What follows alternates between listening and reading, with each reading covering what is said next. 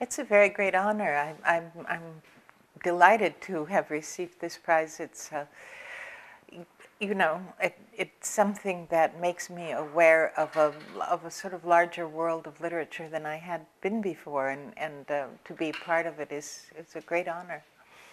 I only became acquainted with her work as a result of being notified that I had received this prize. I was very engaged by the writing that I was able to read, that I had time to read. The characters that she draws are very beautiful, and she evokes a very beautiful world with, such detail, so movingly. I certainly will go right back and read more of her. Yes, certainly, absolutely. I've done that already, actually. I talked to my students in workshop one day about having looked at her work and what they could take from it, The question of Christian humanism is very important for me. I'm a Renaissance scholar by training, and I read Reformation theology. And one of the things that is very important to me is the insistence on simply the absolute value of any human being as such. The brilliance, the poignancy, the amazing capacities that human beings have. I really feel as though in order to restore the integrity of religious faith in this period, we actually have to relearn reverence toward human beings. And so exploring that idea is very, very important in everything that I write. Oh, well, I think that I don't really want to tell things to readers, I want to explore something that feels true in my mind. And one of the things is that lives that one might not consider eventful or rich can in fact be profoundly rich and dramatic, though the drama is not expressed in any form that's visible to another person. And since John Ames is a pastor, he articulates thoughts and feelings and so on in a way that someone else might not. But the basic interest for me is in the fact that people feel deeply and experience richly, and I would like to say there was improvement. I'm afraid not. But I think of it this way. There is the reality that I cherish and I wish to see protected, and that's the humanist side of my fiction. And my nonfiction is a sort of, as I see it, a sort of defensive strategy for trying to protect what is most precious, the other thing that I dream of or imagine when I'm writing fiction. I don't really know. I did an ordinary academic PhD and so on, about these things. And it made me very interested in, history and research and all that. I never stopped being interested in writing fiction, but I also never stopped being interested in doing, research and historiography and so on. I just go from one to the other. It makes me feel good to go. It refreshes me to go from one to the other. I like them both, Oh, many impressions. But certainly, the overriding impression is of enormous kindness and thoughtfulness and graciousness. It really has been wonderful. And then, of course, so much of terrain is beautiful. The mountains are wonderful. And it's interesting to see another modern society developing on other principles and aesthetics and so on. It complicates the idea of the modern in a way that nothing else has ever done for me. When you look at France or something, it's more as if they're avoiding modernity, and which Korea certainly is not doing. So it's very interesting. Well, I mean, the objects are simply beautiful in their own right. Also, it's just so.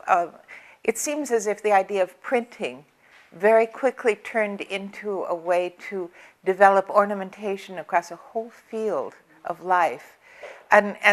you know, which is very brilliant. And I don't think we have anything quite like that in historical printing in, you know, in medieval Europe. The it's just touching to me that people from such an early point wanted to make anything beautiful that they could find a way to make beautiful, you know. The patience and skill and so on that these artifacts are full of is just very moving. Well,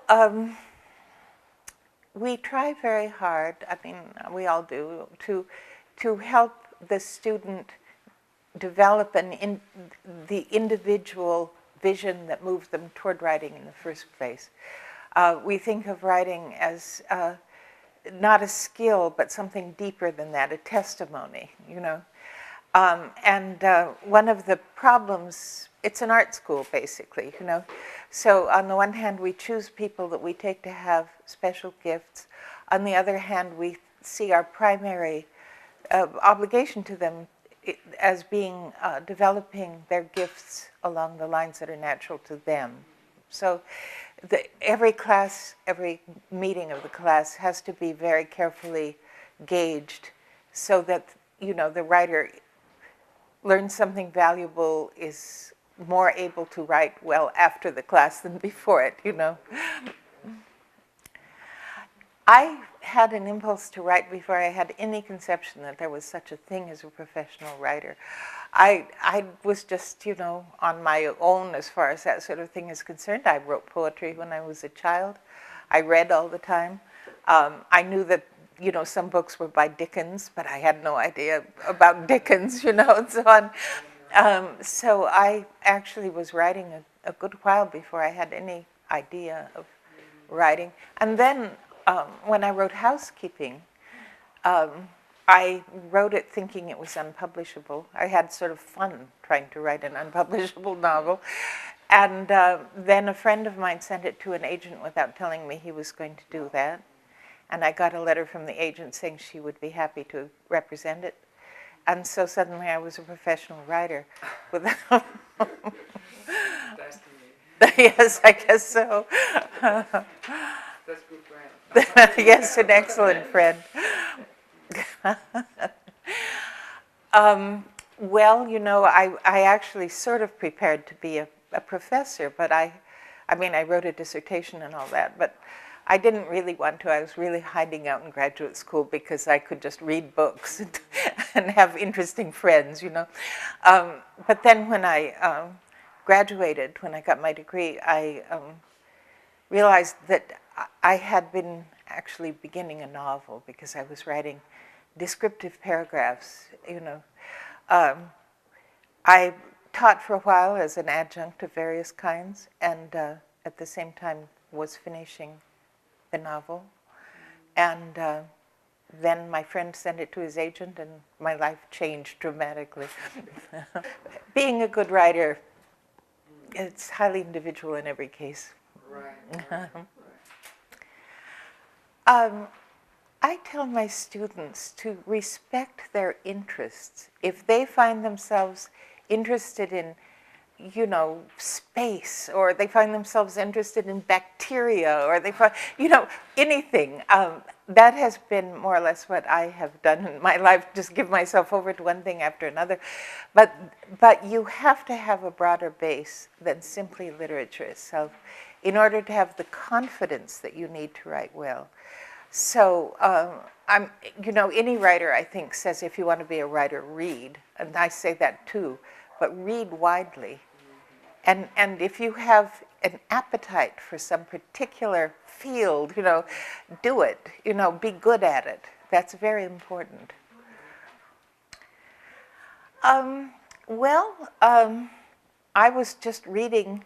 You know, I was aware of certain reputations, you know, and I was a little snobby. I read old books of a sort of Victorian type, you know.